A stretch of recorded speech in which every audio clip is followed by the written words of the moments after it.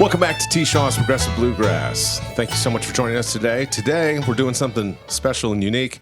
I have Shawn Spencer with me from Greenwood Rye in the studio live. Welcome, Shawn. Hey, Trevor. How you doing today? Thanks for having me. Doing great. Great to have you here. I'm really excited to have you here today. We're going to be talking about your new album, Greenwood Rye's Hideaway. Is that correct? That's correct. This is your first full-length CD with Greenwood Rye. Yep, with Greenwood Rye. Okay. And Greenwood Rye is based out of Nashville. You're also the house band for Jane's Hideaway on the east side of Nashville. Yeah, that's right. That's how we formed as a band in Nashville, starting out being, I moved up to Nashville in 2020 to help open Jane's Hideaway, and this was all kind of conceived together as this bluegrass supper club, and we started a house band with, a collective of Nashville musicians, and playing there at least once a week, twice a week. Honestly, it used to be a lot more. We used to play there a lot more during pandemic times. Now we kind of venture out and do some other things. Now, have you started touring yet? I know you play in places other than Jane's that you just mentioned. Right, yeah, that's kind of the thing. We're kind of we got a nice little home base at Jane's in Nashville, and it's really cool to have a lot of tourists rolling through here, and it's nice to have a steady flow of new folks. So they're doing the tour for us. They're rolling through and seeing us, but we're also venturing out and doing more and more, kind of building the touring base and venturing farther from Nashville and doing festivals, and it just expanding step by step. Well, and in the previous season 1, for those of you that haven't heard, I talked about Jane's Hideaway as an undiscovered gem of Nashville.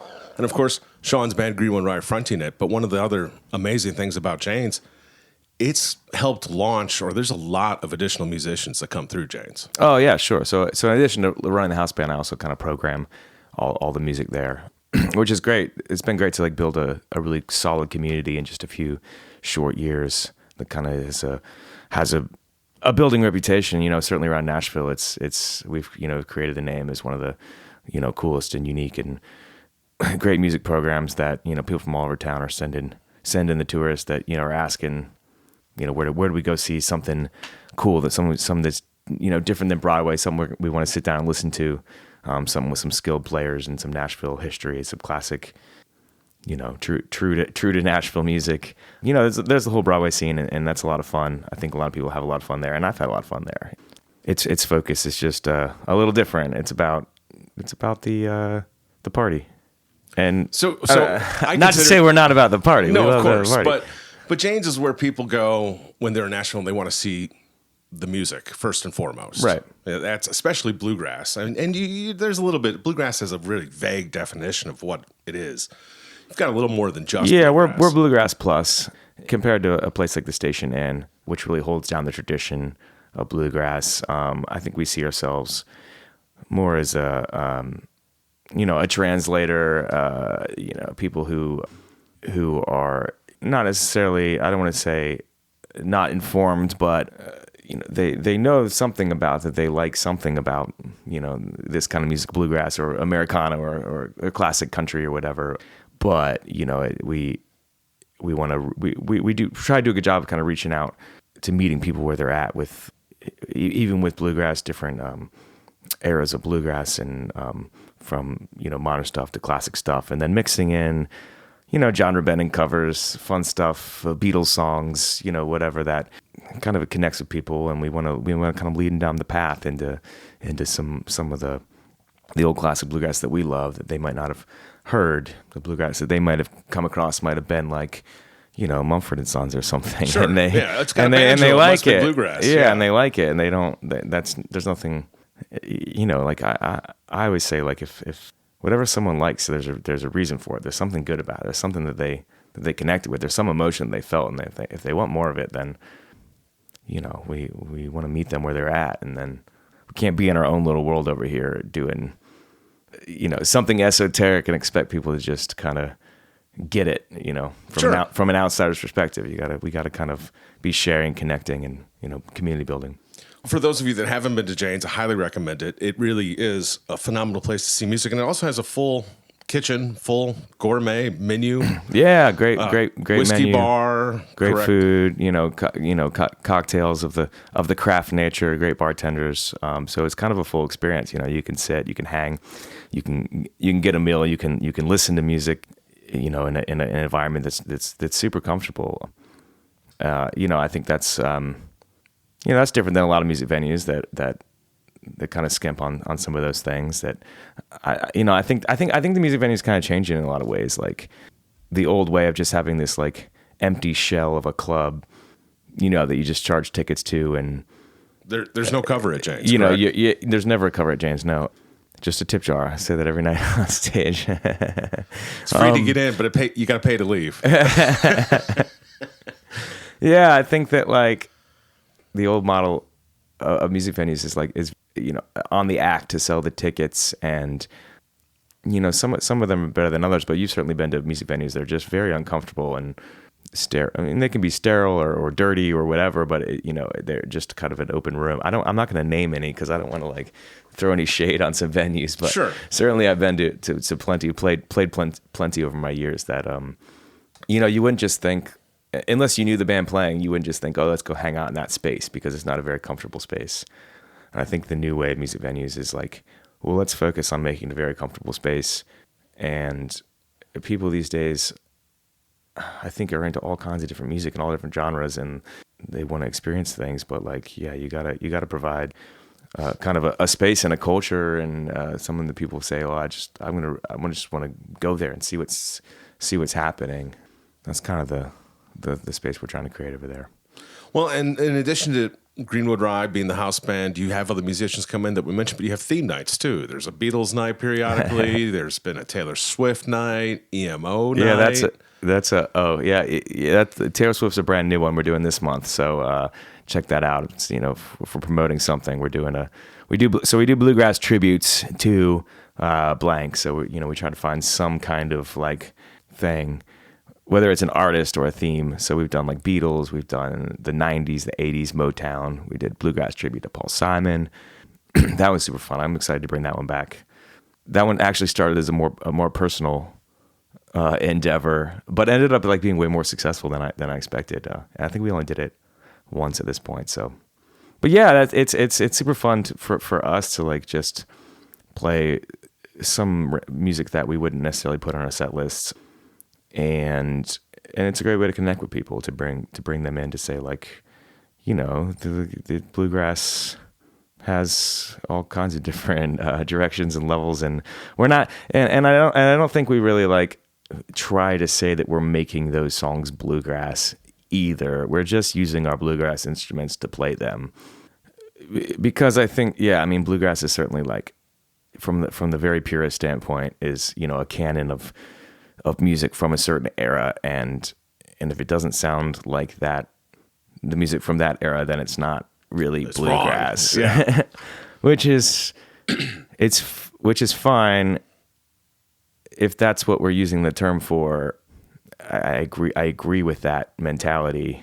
I don't disagree with it. I just think that in a broader context of society, the average person doesn't really know that or get that, so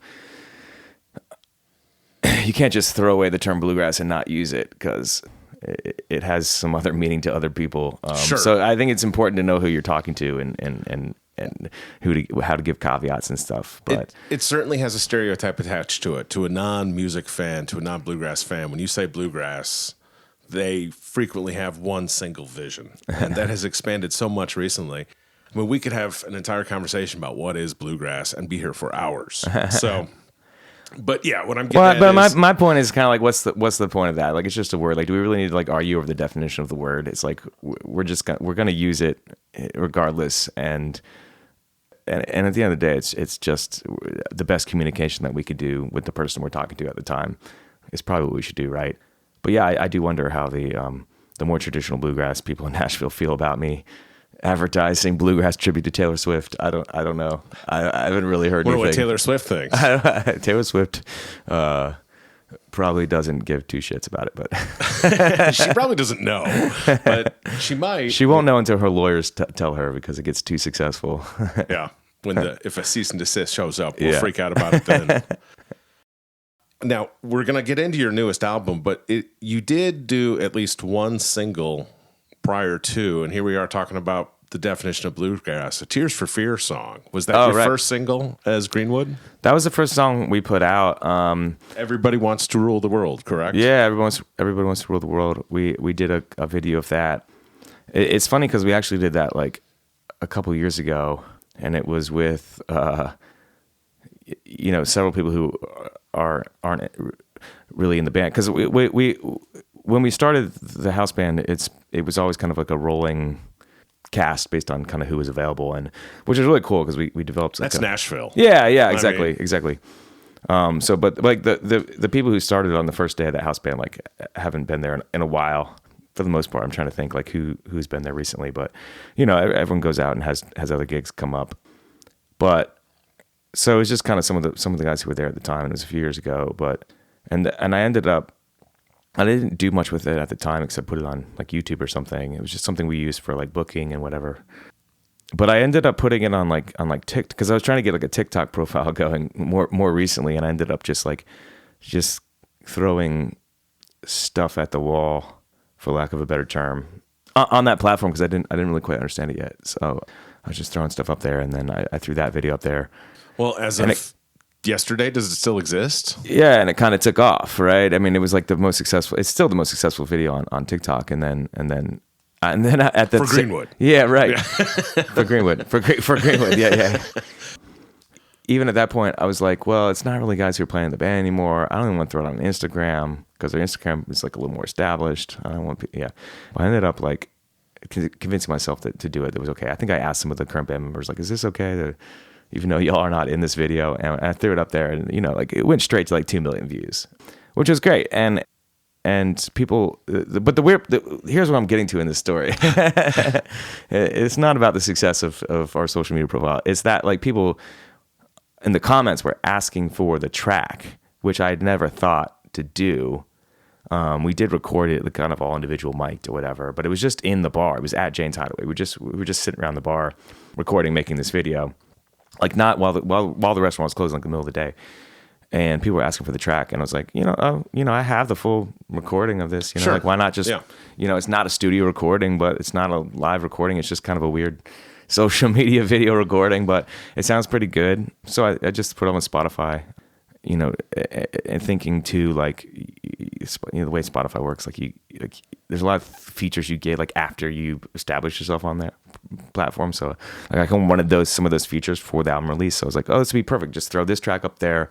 It'll get a few listens. And it did. It went well. Get your foot in the water. Yeah. I got put on like some cool playlists and stuff. And so that's how that single came to be. It was not the most intentional thing, but hey, yeah, happy accident, right? Yeah.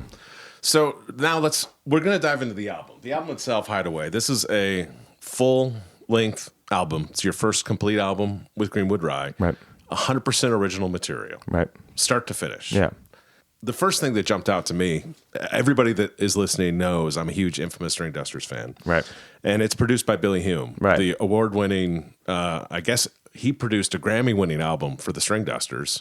Yeah, he did. And you managed to connect previously, I think with Seven Handle Circus, your previous band, you had a connection with him, but that just really jumped out to me. You've got a 5-star producer day one. Yeah. So that all came about because Billy, I was living in Atlanta before I moved to Nashville, and that's where Billy lives and works. And so kind of just coming up in that like studio scene, I just kind of got connected with him that way. But it really was like the String Dusters album Silver Sky that really drew me to him, because I mean a lot of stuff he worked on, he's got a lot of like platinum records and like hip hop, and he very diversified. Did a lot of rock stuff. He used to work with Rick Beato all throughout the 90s. Like he's done all kinds of cool stuff, but that Silver Sky album was kind of out of character for him, especially at the time, and that he did that. And it's still, to this day, it's still one of my favorite albums of all time. But I started working with him not on Bluegrass, really. Like, I guess it started because I did, after my old band broke up, I did a solo album, and I worked with him on that, and we kind of It was kind of just the two of us. That's the Shawn Spencer. Yeah, Shawn Spencer. It's just called Shawn Spencer. Okay.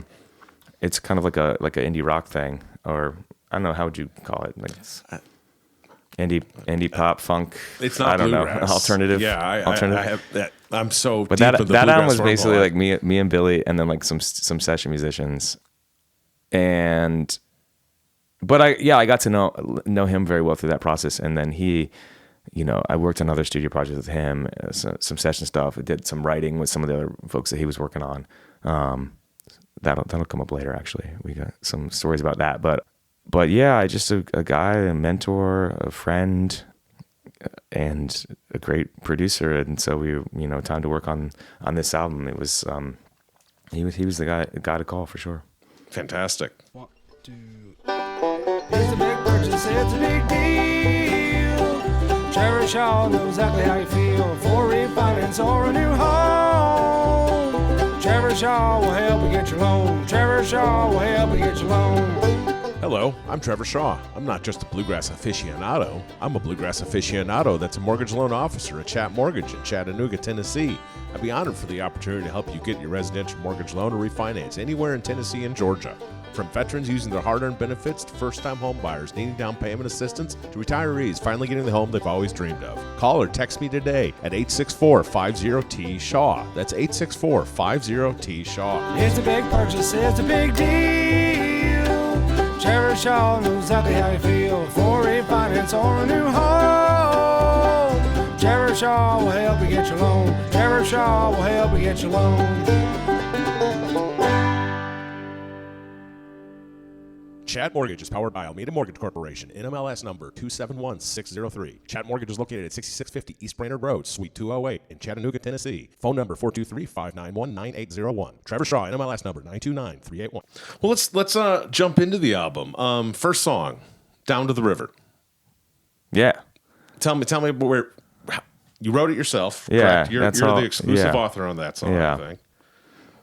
Tell us about Down to the River.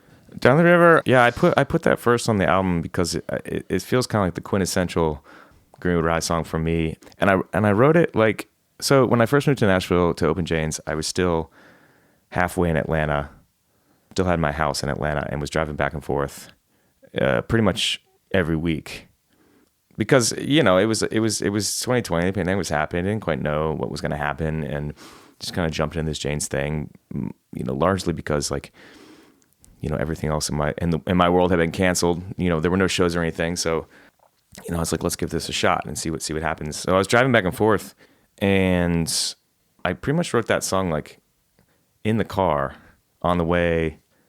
And now I can't remember. It was either to Nashville or to Atlanta. So I can't remember if it was to Nashville or on the way back, but I think it was on the way back to Atlanta from Nashville after like a weekend of shows. Because I kind of remember being on that like kind of mountain pass between Nashville and Chattanooga, kind of halfway there. Mont Eagle. Mont Eagle, yeah. Right. And just kind of coming up with that melody and just having to like sing it into my phone. So like there's probably a recording somewhere on my phone of me just like singing gibberish, just singing the melody. And then like, yeah, I kind of came up with some of the lyrics, like not everything, of course, but just kind of some of the main points. Just I was like humming to myself in the car, and it was the first like original song that Greenwood Rye started to play as the house band of Jane's too, because we were just starting off with a bunch of covers and doing a little bit of crowd pleasing, a new band coming together, and so, but I think it was just inspired by like what we were doing and the band and the players and everything, and it just after a weekend of shows, just coming off that, being in the car with myself for a while, and thinking back and just coming up with a vibe that kind of fit that. So yeah, but it's kind of a funny song though, because it comes off as kind of slightly like religious gospel-y bluegrass. Going down to the river where we washed away our sins is the first line of the chorus. But the more you get into it, you realize it's kind of like it's a very like hubris, kind of egotistical take on like this concept that you can just do shitty things and just go wash away your sins again, and get away with it. So no repercussions. Yeah, and I think as I finish out the song, writing all the verses and stuff, which I don't remember when I did that, but I'm sure that I sat down and like I normally do and just typed out a bunch of verses and the concept in my head was kind of like based on Old Home Place, because I think that like in Old Home Place, like he like leaves his house and he blames this girl that he follows or whatever. He totally like blames her for all his problems, and like we don't know what she did. I didn't ask you to come with me. Yeah, exactly.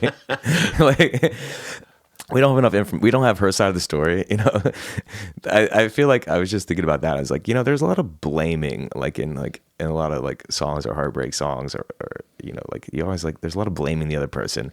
So I was like, what if I wrote a song that was like kind of in that same format, took the responsibility for the actions, you know. And that happens in a way in this song. There's like a line of like in Old Home Place about the taverns took all my pay. Some people sing it different. Some people sing tariffs and some people sing taverns. I always sing taverns. Taverns is more realistic. Yeah, the taverns took all my pay. That makes more sense to me. So like I like compared that with like a line of like going to the vineyards or something like this, a place that you disappear to, and it's like parallels to Old Home Place in that regard. But yeah, so it's like taking accountability. But the joke is that like he doesn't really take accountability. You know, at the end of the day, this idea that I can just be forgiven and be absolved of this anyway. So that's kind of the irony of it. I ran off to the vineyards. I lost my way. I got the things I did out there each and every day. I'm going down to the river where we wash away our sins. Going down to the river, cool water on my skin. Singing glory, hallelujah in a chorus with the wind. 'Cause I did you wrong, I did you wrong, I did you wrong again.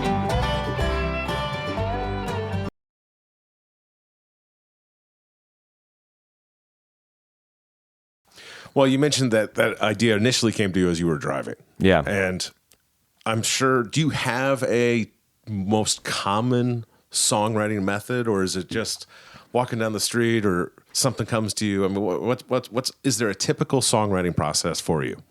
Yeah, there's a typical one, and then there's the atypical one, which ends up being the best songs probably. There's kind of the normal like churn. All right, get out your instrument, start making up some motifs here, start making some melodies, get something together, record them.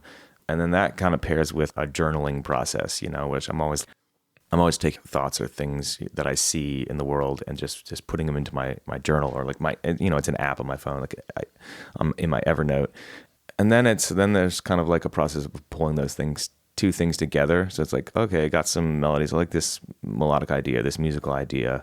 Let's reach into the journal and see like what words fit this. Yeah, this what can I pull? Music. What idea or concept, and then kind of like a puzzle. Yeah, and then once you kind of pair some things together, then it's just like right, just a outpouring of ideas. Like whether it's I do a lot of like prose writing at first, just like don't even stop to like rhyme things. Just like what is the story here? Like what is the idea? What is the concept? Just spill it out, and then it's kind of like pouring it into verses, chorus. Kind of. I tend to write like more verses than I need and throw some away, and you get to that song finally, right? Polish it, modify it. Yeah, but the best songs tend to just come all at once when you're doing something random, like driving. I remember this song from my old band called Georgia Man that I wrote. That was kind of like the seminal thing that got that band going. That it was the first like song that people were like, man, we really love this. That's what honestly what like. I kind of have that as like hold that responsible for me, like actually being a career musician, is because if I hadn't put that song out and then I didn't even put it out like publicly. I was just like distributing it to friends and stuff, like showing people at college, and people were like, "Man, I love this song. I love this song. I love this song." And it was very encouraging. So, but like that song, like, but that was the genesis moment where you said, "I'm going to be a professional musician." You think? It seemed. I don't know. Let's talk about that later. Yeah, put a pin in that. Yeah. But that song came to me. I was literally cutting the grass, and the lawnmower makes a certain pitch, and I was just kind of harmonizing along with the lawnmower and just joking about country music. Really, just kind of satirizing country music in my head in the key of lawnmower, and I kind of put that whole chorus together. By the time I was done, like cutting the grass, yeah. Wow. Yeah. That's unique. Obviously, there's no one. Do you ever like do writing retreats or just sit down to write? I'm going to write a song today, or is it usually as random as driving or mowing the lawn? Or Yeah, it's just well, since I'm in Nashville, I've been doing a lot more co-writing too, which has been fun because like it forces you to finish a little bit more. I think a lot of times how I talked about idea forming, some of that stuff ends up just sitting there for a long time, whether it's in the journal or it's in my recorder app or whatever. You know, ideas can just sit there for a long time, and then as you pull things together, you know, you've got a large base of raw ideas. But I don't necessarily have like a periodic schedule of doing that, of pulling them together, unless, you know, I'm getting an album together or something. You know, I'll be a little bit more diligent about it, but it can kind of go to the wayside a little bit. But co-writing has been really, really fun, just because it, like, you're looking at someone in the eye and they're saying, you know, you got to finish this, and you're looking at them in the eye and saying, no, you got to finish this, and you kind of just get something by the end of your meeting. And let me hold that thought. One quick. Let's talk about "Take My Pride" first, and then bring co-writing back, because the third track was co-written. Yeah. But "Take My Pride" was exclusively written by you. Yeah, correct? yeah. That's actually an older song. It's funny because that's an older song I wrote. You know, back in Georgia. It was definitely post my old band, but I don't remember exactly when it was. But the concept in my head when I was writing that was Mumford and Sons was a band that was like blowing up, or they were already huge at this point. They were, you know, it was post them being huge, and after we had met them or whatever. And there were people. I just remember hearing. I remember hearing arguments about people like thinking they were bluegrass, and people arguing that they weren't bluegrass. They have a banjo. Right. So like this layman or whatever that just heard the music and it feels a little bit bluegrassy to them, and that's the bluegrass in their life, which I think is totally fine. Other bluegrassers would, you know, got upset about that. The people didn't understand what actual bluegrass was. And anyway, the concept of that was like taking kind of their kind of like lyrical ideas in a way, and just like what would if Mumford and Sons actually tried to write a bluegrass song? Like, what would it be like if they were? Because I don't think they're trying. That's the thing about Mumford and Sons. Like, they're not a part of this argument at all. They're not even just trying. They're just doing what they're doing. People are saying they're yeah, bluegrass, exactly. But I was like, what if they actually tried purposely to write a bluegrass song? And that's where that song came from. Like, you know, the stuff about like "Take My Soul" and stuff. They're always talking about their soul. You know what I mean? A soulsy sound. Yeah. They're in touch with their soul in a cool way. From my hands, you can take my breath if it makes you full. But you cannot have my soul. Skipped ahead a little bit. So then the third track, "It's Not in My Blood," you co-wrote with Frank Evans. Correct? Yeah. Frank and Evans. He's in Slocum Ramblers currently. Yeah, Frank Evans, great buddy of mine. Love him. He plays in a really cool band called Slocum Ramblers. They're based out of Toronto, Canada. That song came about by us it was just a co-write. It was like a random thing. We just kind of got together and decided to write something. So it was an intentional authored Yeah, it was track. intentional, us getting together. I think that "It's Not in My Blood" was the journal entry that I had coming into that song. Yeah, I think we got together and I was like, I got this idea it's not in my blood, and the idea is like, I think people like say like it's in my blood a lot, you know, like it's you know, whatever characteristic I have, it's like a genetic thing, right? Yeah. Like these genes, this thing that's driving me it's in my blood, you know, it's in my bloodlines. But kind of flipped it around to say like these concepts of like giving up or failure or like not going your hardest, not living out your dreams. Like, yeah, people do that, but that's not in my blood, you know? So that's I think that we kind of had that concept, I think, to start, and then kind of filled in the things. Nations know the darkness in his heart. His wounds are healed as fast as it can run. My father's father sang a song that rang so true. The water and the wind, he fought them all.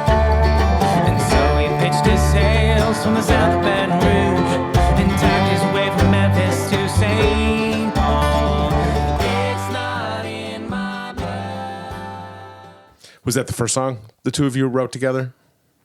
I don't think so, actually. I think we co-wrote one other one called... Was he briefly a Greenwood member? Oh, yeah. I mean, he's during played that initial... he's been in the band. He's subbed in a good number of times. Yeah, he's been around for a while. So we were playing a lot of music together and everything too. But I think the first song we wrote together was called Humble Hearts, which didn't make the cut for the record. So I don't know. Well, perhaps the next record. Yeah, well, or we'll write something new. I think we have another writing date scheduled right now. So fantastic! a couple weeks, so. Fantastic! That's awesome. Then we go back to a Shawn Spencer original, right, on Winding Road. Yeah, is that correct? Yeah. Tell me about Winding Road. Winding Road is a song about love as a journey and not a destination. It's kind of about like you get to a point in a relationship where things are good, things are great. This person, but you still keep going. And like, what does that look like? There's no other place to get to, perhaps. I remember the seed of that in my journal as a recording actually came out of like this. I do music at these summer camps called Camp Kudzu and Camp Sunshine. Okay. And Camp Sunshine's for kids with cancer. Camp Kudzu's for kids with type 1 diabetes. Wow. And so we just put on like rock concerts for them. We play like a lot of, I don't know, it's a lot of stuff you would see like at a wedding band play, to be honest. Like it's very like multi-generational, like songs like, How Sweet It Is to Be Loved by You and Lean on Me and Don't Stop Believing. And but at Camp Sunshine, there was this guy that did the program for me named John Allmet, and he actually passed away the year before I got there. He'd written a song for Camp Sunshine that was like, very specifically for those kids in that camp called Georgia Gold, which is kind of like a hit among the kids there. And Kudzu didn't have a song, and I was like, I don't know, I wanted to write one, and I did actually end up writing one. It's a different song than this, but like it's funny. It's called Where the Kudzu Grows, and we have a whole camp band on Spotify called the Camplifiers, and Where the Kudzu Grows is the song that ended up being that song. But I think everywhere. What do you mean? Kudzu. Oh, Kudzu goes everywhere. Yeah. That's the joke. So, but this seed in my journal came out because it was called like Kudzu Love, and it was like after I had done that camp one year, I was just thinking in those terms of like, what would a song be like? This kind of this universal, like multi-generational song about love. And that's initially where kind of some of those early ideas came from. I don't think as I finish the song, I don't think it lines up with that at all, but kind of that just initial emotion, thinking about these kids and their life. Life is, love is this journey that we're all on together. Is kind of where that song came from. Nothing wrong with that. Yeah. It's got the sort of warm fuzzy association. Yeah, we like that. Just to see what trouble we could find. Your burlap sack was bursting at the seams as we left the land of Georgia pines. Hand me your weary load. Another original, the next track, Want to Go Back. That is exclusively you as well. Yeah, that's definitely the most infamous String Dusters inspired song on the album. Yeah, kind of the vibe, the groove, and some of the chord progressions and stuff are and the way that I was like trying to sing like halfway between. Help me with their names. Jeremy and Travis. Yeah, Andy. kind of the two lead singers. Maybe. Andy. Yeah. Well, everybody except they all lead sing. Pandolfo sings. Yeah, sure. Yeah, but just like the way Jeremy kind of slides around on his notes and stuff, and kind of slidey thing on words, and like and Travis's kind of like catchy melody thing. Like pairing those two things together is like largely like how I came up with this song. Do you remember when you got the initial vision for that song?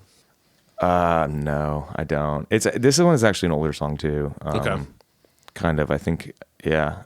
Or at least the concept of it was like, or some kind of initial melody or something was kind of back when I was in Atlanta and thinking, yeah, I don't know. I don't remember exactly. I don't remember anything about writing it except that I just remember being like, Yeah, inspired by String Dusters. So That's awesome. That's what it is. Yeah, all right. We can work with that. To the place when our hearts didn't know how to break.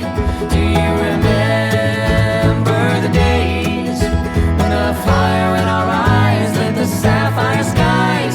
Some kind of journey till the day I die. I wanna go back. I wanna go back. This morning.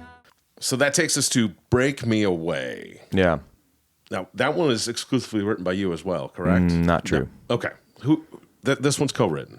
Yeah, this one's co-written. Pistol Hill. Yeah. Is that right? Yeah. You and Pistol Hill. Pistol Hill is, so when I was working with Billy Hume back in Atlanta, he would pull me into like writing sessions with a bunch of the artists he was working with. And that was one that I wrote with a guy that Billy does a lot of work with, country artists. It's actually, well, it was later. I did do a lot of co-writing with him, and some of the stuff that he recorded. This was actually like much later, and it was like I was at my house, so I remember like it was.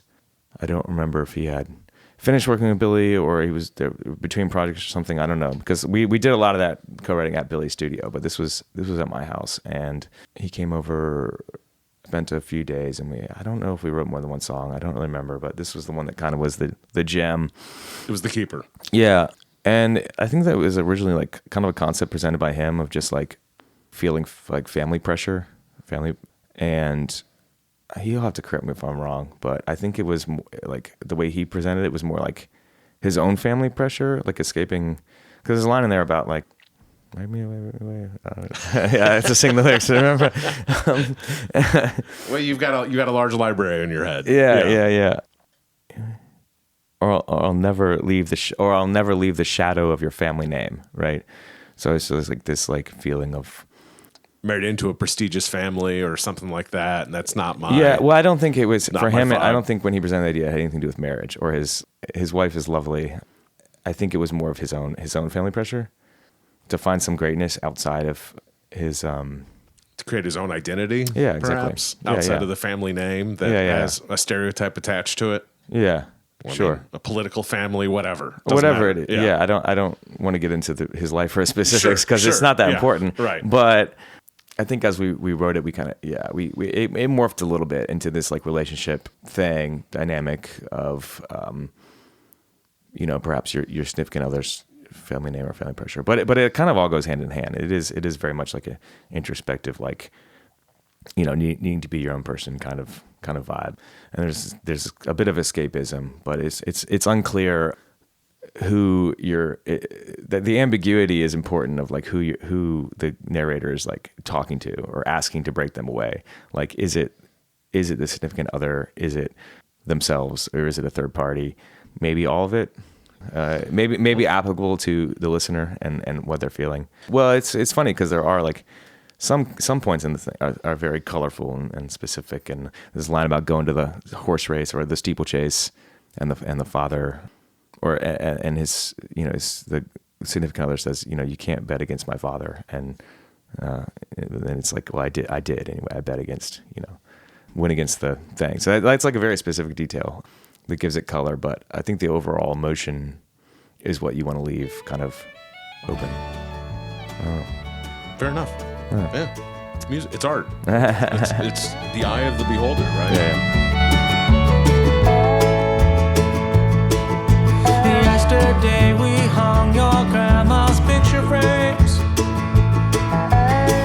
and covered our last plain white wall. And now the list of things that they expect of me line the hall. You talk about your little sister's wedding day with a gleam of bitterness in your stare. But do they even love each other anyway? Do you even care? Oh, won't you break me away? Break me away. Don't Drink the Water. Not to Yeah. be confused with Dave Matthews Band. Nope, not this is the- a not the Dave Matthews complete opposite. Well, not a complete opposite, but also an exclusively written Shawn song. Correct? Yeah. That song came about by just like there's a line in the first verse. You were on some old. I guess there's a fling that this person's on, and he or she leaves. The way that I described that was like you were on some old lost mountain road. So that whole song came about because a guy I used to play music with a lot in Atlanta named Jared Lanham. I was going to his house for like a rehearsal or something, and on the way to his house, like the main road before you get to his neighborhood was called Old Lost Mountain Road. And I just thought that was so cool. That's Bluegrass. Yeah, it's like the name of that street was just so cool, and I had that in my journal. I wrote that like line, like you were on some old lost mountain road. And I was like, what does that mean? It's like a person who disappeared, and then I could just kind of crafted that story around, like a person who disappeared from you, and it's like, well, why did they disappear? And then I don't really know where the "don't drink the water" part came from, but it's like, Perhaps it was a roadside warning. Yeah, because that might have easily been something else in my journal, that I came up with at a different point. But yeah, it's like don't drink like everyone's drinking the water, and like this person's a deceptive kind of person, so like don't give in to the deception. Don't drink the Kool-Aid. Yeah, because they'll be gone on some old lost mountain road. But yeah, it's a fun song. What happened when I fell in love with you? On a bright moon night, I whispered in your ear, I held you tight. When the rooster crowed, you were on some old lost mountain road. Oh no, I said now don't drink the water, you catch it like the flu. That must have been what happened when... The next track is also exclusively written by you, Hard Times. Yeah. Hard Times, that came about, there was a journal entry I had about let's hope these hard times don't come again or something. Very basic a bit, which is like not the most original line. It's kind of like there's some songs that use that. I mean, there's some old classic like Hard Times Come Again No More or something. And James Taylor has a version of that, I think. Well, in beginnings of country, everything was hard times. Right. Before there was bluegrass, even predates. Yeah. So I just had that sit in my journal for a while, and when we opened Jane's Hideaway, we opened in Printer's Alley in Nashville, and because of the pandemic times or whatever, the lease that was signed was only for 2 years, and it was kind of like just to mitigate some risk, but if we hoping that we created a good business and everything, that certainly the landlord would want to have us for longer. Ideal tenants. Yeah, but at the end of 2 years, it turned out that wasn't the case, and the landlord did not want us there anymore for reasons that we will not go into on this podcast. But so we had to move, and so we 2 years into this business, into this venue, we moved it across town to East Nashville, and it was kind of like a race, build a whole new space and reopen and start making money again before we went insolvent. It was long, very, very, very long days doing construction work every single day for several months. And then finally reopened and got the house band back together. And I probably hadn't played music for 2 months at that point. And after that first Friday night where Greenwood Rye played again on that new stage, I think I kind of woke up the next day and like the rest of that song kind of just poured out. It was like, let's raise a glass and toast now that we're in a position where we can look back on the hard times and say, oh, those were hard times, but let's hope they don't come again. Better for the experience, moving forward and celebrating. So. Well, being lucky enough to witness Jane's from the beginning through the transition to its current location, this song is going to take on totally new meaning for me. That there's some direct significance to Jane's. Hurry up now, 'cause it's been too long. Waking up early every break of dawn. Wishing that the last of the winter frost was gone. We've plowed these barren fields before. We've knocked on every open door. We've sailed from every shore to empty shore. Let's raise a glass to where we've been and hope these hard times don't come again. Did that have anything to do with the title Hideaway?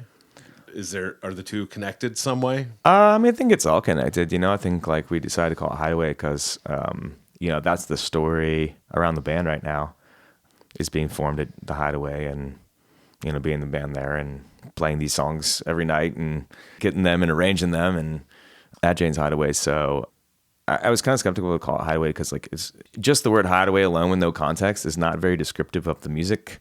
Because it sounds like a speakeasy almost. Well, a lot of the music is very much like a lot of the concepts are like, like It's Not My Blood. It's very like optimistic about the future. It's very, and Take My Pride too. It's very much like fight, don't give up, don't lose yourself, break me away. Getting out and making sure you're finding yourself, you're being yourself. The Hideaway it comes across to me as like, a Shire kind of thing. Like, well, forget the world and let's just go hide away.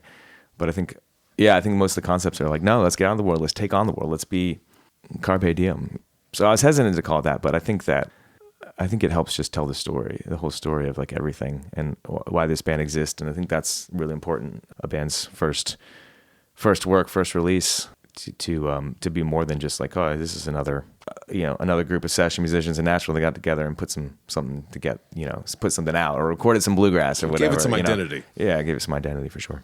That's fantastic. All right, the last track, the concluding track. Maybe I'm biased, but it's probably my favorite track on the album. Nice. It's co-written by Mason Vai, formerly of Old Crow Medicine Show. Correct. And he was featured in season 1 of T. Shaw's Progressive Bluegrass. But let's go through the process of Southern Pines. This is a terrific song. It's a great way to close out an album. Yeah, thank you.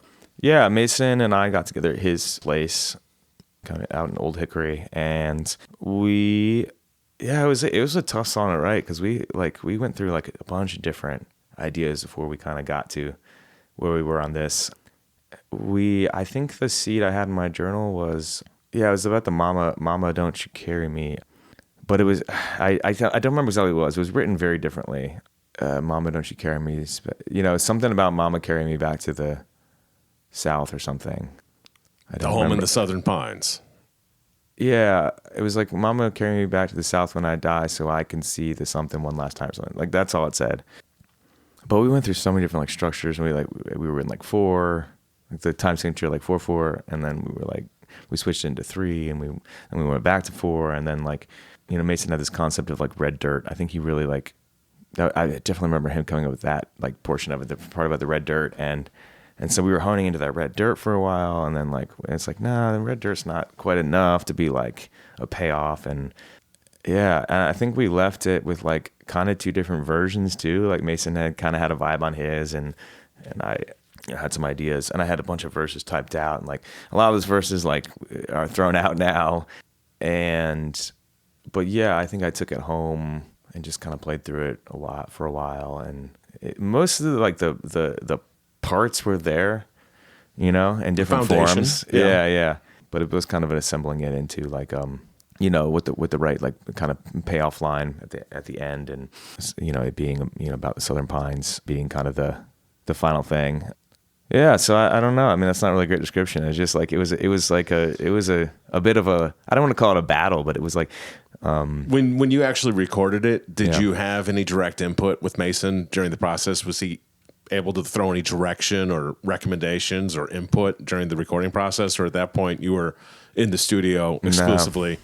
No calling a lifeline. No, he didn't come in at that point. It would have been cool to have. We did talk about him coming to sing like a harmony on it, but it just didn't work. It just like the timing of things didn't work out. We were just trying to get things done, and then by the time David sang the male harmony, it was kind of like, well, we're not going to go redo it now. And yeah, it would have been cool to have him more on it, but I don't know. I think that I trust the band, the guys and gal who were in the band, and to kind of put our spin on it. So I think that what I would really like is to hear him just do his own version of it, and just see how he would just kind of do it without me involved. Sure, yeah. Compare it would be fun to hear, because I think that he would put a really cool vibe on it.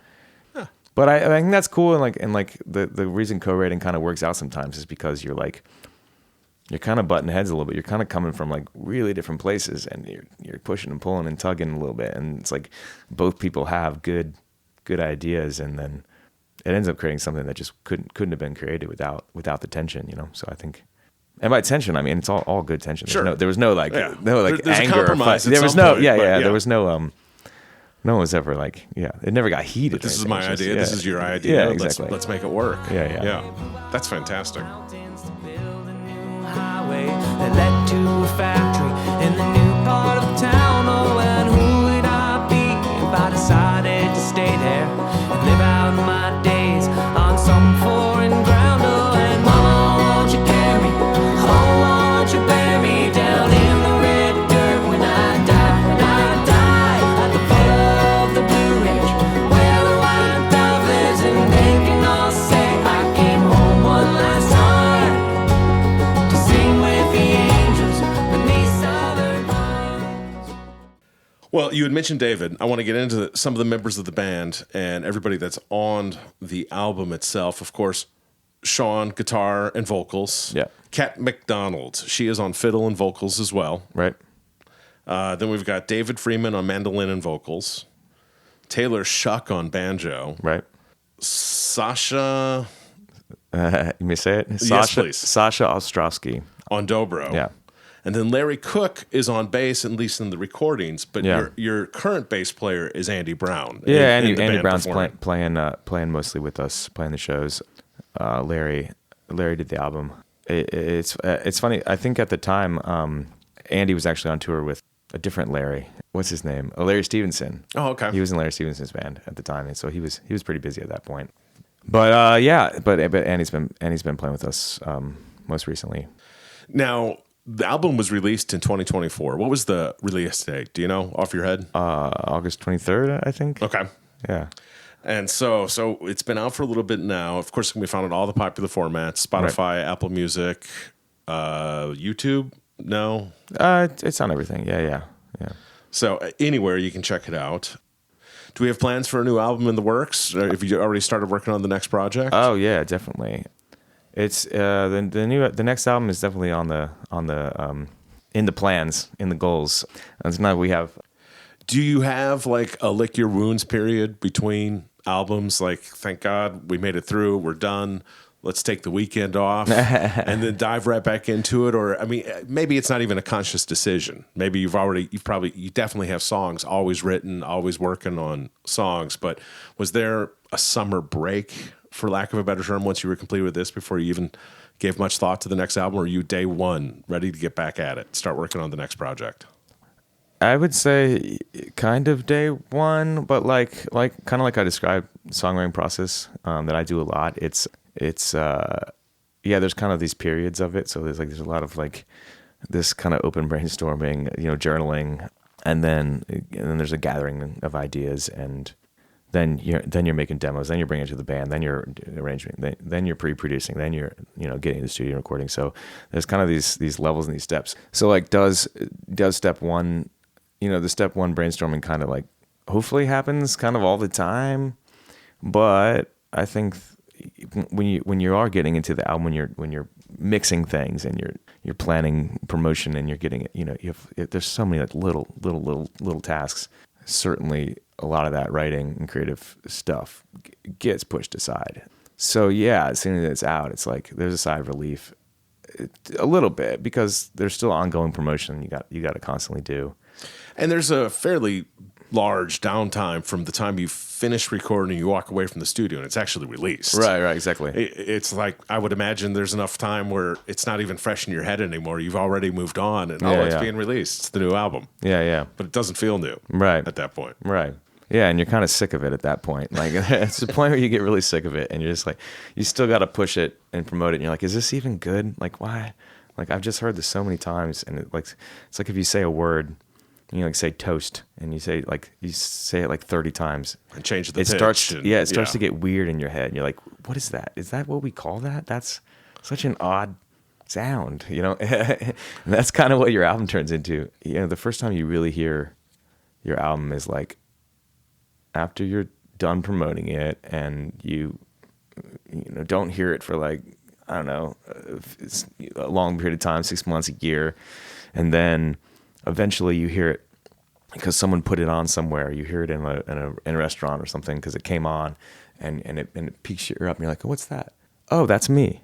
You know, that's the first time you really like get to hear and experience your album, is when it kind of like leaves your brain for long enough that you get that sensation when it comes on, because you didn't put it on, you didn't know it was coming, and this unexpected way of hearing it, you know, and that's a cool moment. Yeah, I think. Well, obviously you're working on a new album, but what's in the agenda for 2025 and beyond? Where does Greenwood Rye have in the hopper? Yeah, I mean, we're still holding down the fort at Jane's, but I think that, you know, just trying to get in front of new audiences and touring more and more. You know, we've played some really cool festivals already. I think, you know, getting on more and more of those is the goal. You know, I think that, love a good bluegrass festival. So much fun.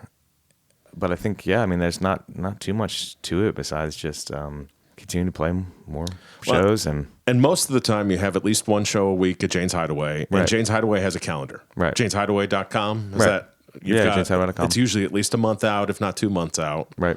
And then Greenwood Rye, you have your own website as well, where Sure. you can get merchandise, the CD, if so desired, Sure. hats, stickers, all the fun stuff. But you've also got concert dates advertised on it, Right. usually. Sure.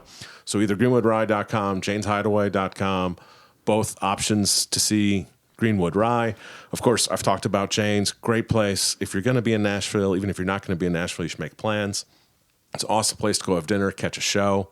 In addition to Greenwood Rye, there are a fantastic assortment of lovely musicians. Definitely check out Jane's when you're in town. Reservations are encouraged, but there is no cover. Go enjoy some great music. Go enjoy some great food and drinks and company, and discover one of the awesome gems of Nashville has to offer. Shawn, what about you personally? Anything you want to tell me about going on in the life of Shawn Spencer separate from Greenwood that we should be aware of, the listeners should be aware of right now?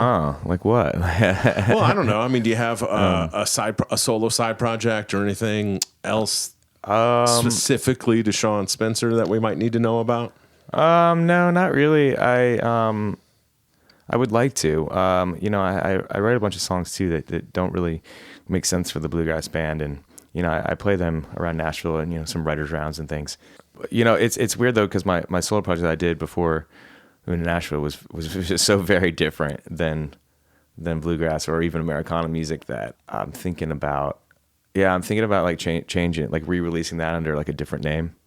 Okay. And so that I can kind of have Shawn Spencer back to just be like myself. Which is a kind of a weird thing when you like use yourself as a band name. It follows you around. But yeah. But I also feel like, I feel kind of disingenuous, like changing my name to like a stage name. Like, I don't know. I just don't have that vibe. I feel like, in my opinion, which means nothing, it's too late now To what? to change your stage name. Right. Mean, you're too established. Right. Exactly. Yeah. So, but I thought about taking that kind of like that whole like alt rock project and changing that name to like some band name or something, some guy come up with, and just taking Shawn Spencer back to be more of a Americana bluegrass kind of thing. So maybe I'll do some songs like that under that name. It's funny because I actually have a whole second Shawn Spencer solo album that I recorded, and it was kind of. It's not released though. No, it's not released. Okay. But I had this like management deal with that project, and it was kind of a big manager. And I'm not going to name the person because it went very sour, and it was a lot of hype, a lot of talk, a lot of contracts. You know, big music industry person, and it didn't work out. And then so that was kind of like falling apart, and then the pandemic hit too, and. You know, that solo project was going somewhere, and I had a decent amount of touring, and I was opening for some cool bands, but it kind of died, and I didn't really want to revive it, you know, and especially I started playing bluegrass again, and I was in Nashville, and I was like, no, this is the kind of music I really want to do, but I do have a whole, you know, another album that it's ready to release. I just didn't put it out because I was like, well, what am I going to do if I put it out? Sure, you're not going to promote it. I'm not going to play tour. shows for it. Yeah. So like, what's even the point? But I've been thinking about like, what can I come up with like some other name for this and just kind of shove it off to the side and then kind of take back Shawn Spencer. The problem with Shawn Spencer though in the first place is that my name got taken by a TV show character on the show Psych. Oh. On like USA Network. So like just as like an independent musician, like going out and trying to fight the SEO team of USA Networks for my name, I'm not going to win. Like when you search Shawn Spencer, they've got bigger, deeper pockets than you. When you search Shawn Spencer, like that, a lot of that stuff comes up, which is pretty annoying. Which is what I thought about creating a stage name because of that, but I just couldn't do it. I couldn't like change my name. And I mean, certainly if you put Shawn Spencer and you add music to it, like Google's smart enough to find it, so it's not that big a deal. But yeah, I think that I do operate, just as myself under my name because that's just who I am. So maybe I'll try to make that line up with the kind of music I'm playing and be able to kind of put out some of my solo songs and things that don't work with the Bluegrass band. We had mentioned this briefly, just as more of a complete and total side note distraction. Yeah. But I'm sure the listeners are as curious as I am. Rocky Top's become the free bird of requests that you're not allowed to make or you're not supposed to make. The throw rotten tomatoes at you. Don't make that request. Right. But I really enjoy the song Rocky Top. Right. It's kind of sucks that it's the classic don't you dare request that. Right. Why does Rocky Top have that reputation when it's actually a pretty good song? Oh, it's a great song. Legendary song. And it's one that, definitely has crossed over to the mainstream. And so the, people outside of the bluegrass world, know it and have heard it. And, and it's made its way into being the official song of the University of Tennessee's like football team and all this. So it ends up being kind of it turns the bluegrass players into a kind of a caricature a little bit when it's like when the person requesting it is just drunk jock. Well, yeah, they're just aligning their knowledge in their head of the only two things in their head in the line are I know Rocky Top and that's a banjo, and then just like connecting those two dots and just having to shout it out for the whole room that they made that connection is a bit irritating. Boo, I mean, it's funny. It's funny. We have this at Jane's Hideaway. We have this blacklist on the wall of like songs we're not allowed to play. I'm gonna guess Rocky Top's Wagon on Wheel. Yeah, Wagon Wheel's on there. Is Freebird on there? Is it even necessary? Freebird's not on there. Okay. At this point, but part of the blacklist, and the funny thing is, I made the blacklist. So and you put it right next. But to the I put it up there. I put it up there so that I can like absolve myself of the blame when someone comes up and requests. It's against the rules. When someone comes up and I'm letting you into the secret here. T. Shaw's Progressive Bluegrass listeners will now know that someone comes up and requests Rocky Top. I have this blacklist on the wall to point to. Hey, it's not. I can't. We're not allowed to play it. Sorry, it's not. It's management. Yeah. Little did they know, I made the list myself and could change it at any time. If there's an extra zero next to the tip, right? Maybe we can scratch that out. Certainly, for the right amount of money, I will take that blacklist off the wall and rip it into pieces in the tip jar. No, but for me, it comes down to like the way that they request it's very important. Like if it's a very serious request, then if it seems very genuine, then we'll play it. Like it's not like we're not that opposed to playing Rocky Top. But when it's a group that comes in and University or something. Well, University of Tennessee jerseys or something, and then like the football team just won, play Rocky Top. That's when you point to the blacklist and say, sorry, because they're not listening to a musical performance. Right. They're not wanting. It's not part of the show. They're not wanting a cool version of it. They're not.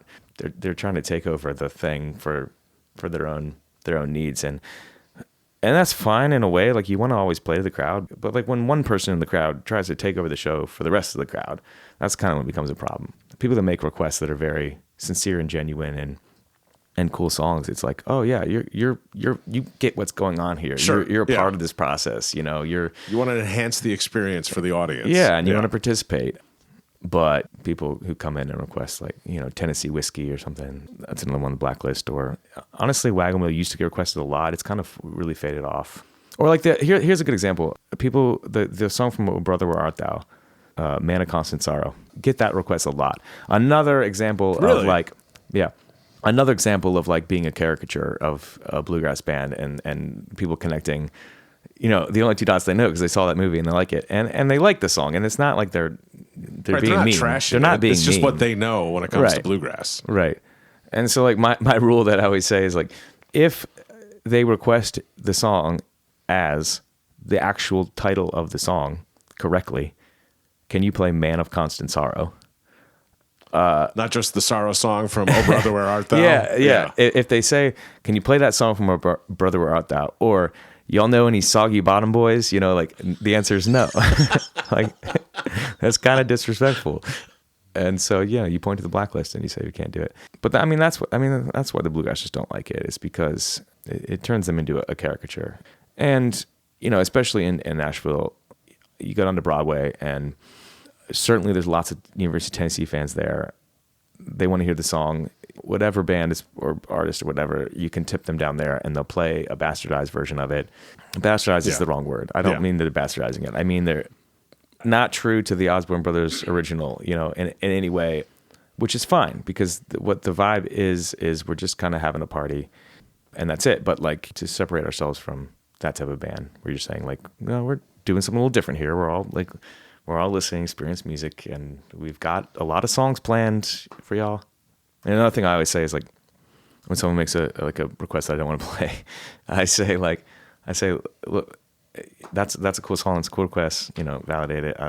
We don't usually do that one, but I'll make you a deal. Like we have a lot of cool songs planned. Any songs we play on the next set list, if you don't like it, any of them, like come up and let us know, and we will play, you know, Sweet Child of Mine instead, or whatever they said. Wow.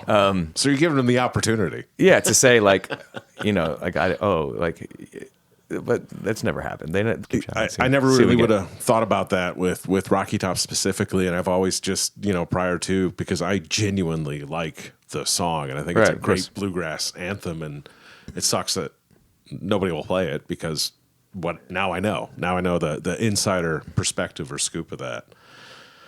Shawn, I mean, I really appreciate you spending the time with us today. Check out Greenwood Rye. 2025 is going to be a really exciting year for them, and I think you're going to love what you hear. Shawn, thank you again. Really appreciate it. Thanks for having me. Well, that was a lot of fun. I hope everybody enjoyed what they heard and excited to check out Greenwood Rye. In today's liner notes, I'm going to have a link to the first song that he discussed, the Tears for Fears, Everybody Wants to Rule the World, performed in Jane's Hideaway. Then I'm going to go ahead and include Georgia Man from Seven Handle Circus, the song that kind of motivated Shawn to be a musician. We'll also have the Osborne Brothers' Rocky Top. Going to have a Spotify link to the album Hideaway, as well as an Apple Music link. And that's going to wrap things up. Hope everybody's been enjoying T. Shaw's Progressive Bluegrass. And don't forget, you can reach out with questions, comments, suggestions for future shows. You can give me feedback too, although I've probably already heard it. Reverb and everything else I've been doing wrong. But reach out, progressivebluegrass@gmail.com. That's progressivebluegrass@gmail.com. I really appreciate everybody tuning in to T. Shaw's Progressive Bluegrass. And now, a word from our sponsor.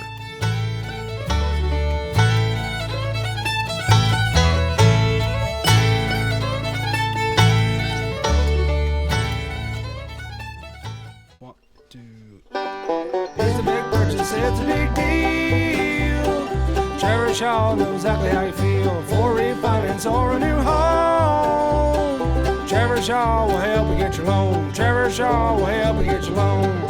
Hello, I'm Trevor Shaw. I'm not just a bluegrass aficionado. I'm a bluegrass aficionado that's a mortgage loan officer at Chat Mortgage in Chattanooga, Tennessee.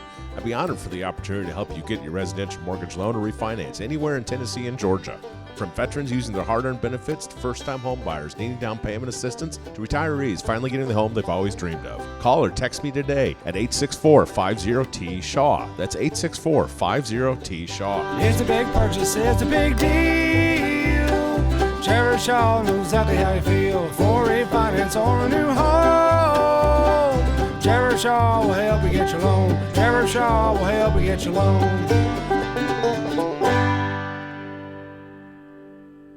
Chat Mortgage is powered by Almeida Mortgage Corporation, NMLS number 271603. Chat Mortgage is located at 6650 East Brainerd Road, Suite 208 in Chattanooga, Tennessee. Phone number 423-591-9801. Trevor Shaw, NMLS number 929381.